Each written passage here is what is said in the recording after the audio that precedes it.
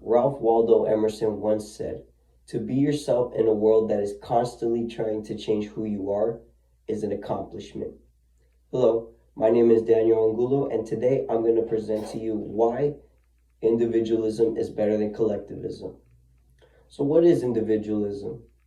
It's the idea of valuing an individual's life compared to collectivism, which is valuing a group or, in some cases, a country. Individualism is better than collectivism because it promotes freedom, it promotes self reliance and independence, and it also has economic benefits. But before I dive into more benefits of individualism, I want to establish the problem of collectivism. So one of the problems that collectivism brings is that it brings conformity.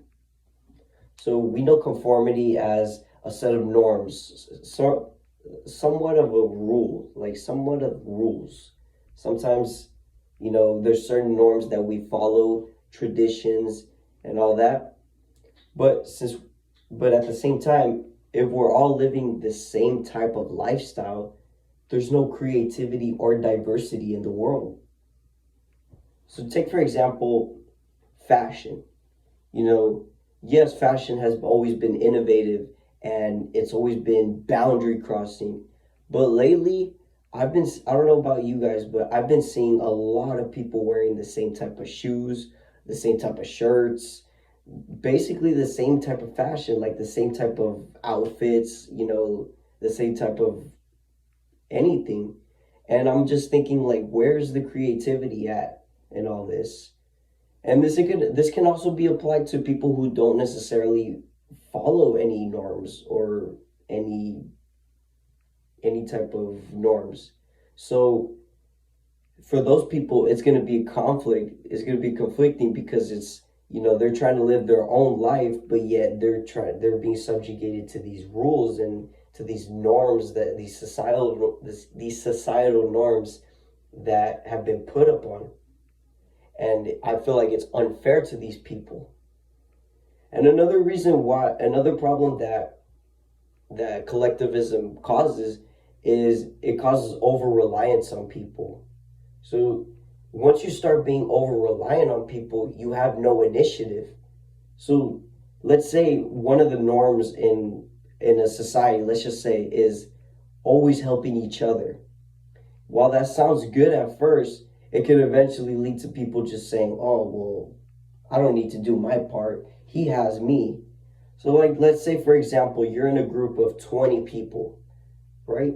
And you're all assigned to do this one task all together, but you need to be at 100% or the task will be nothing.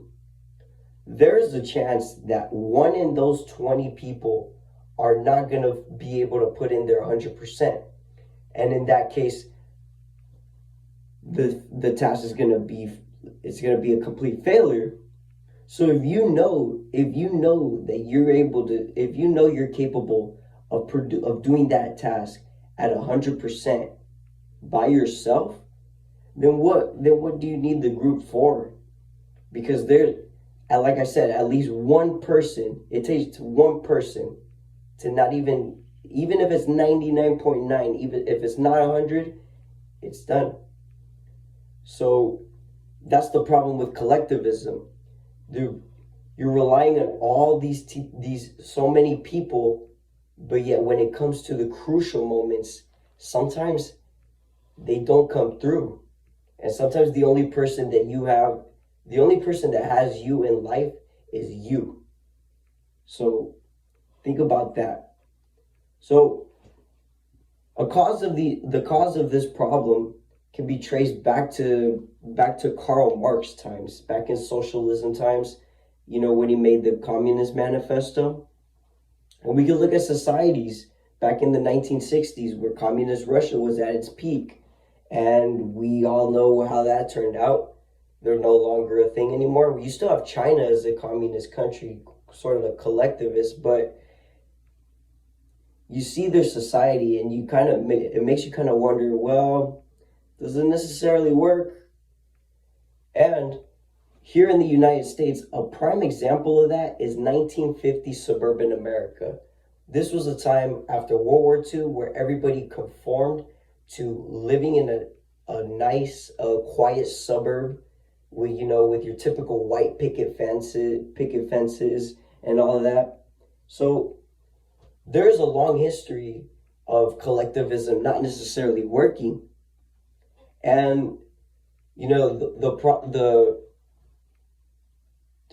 no way.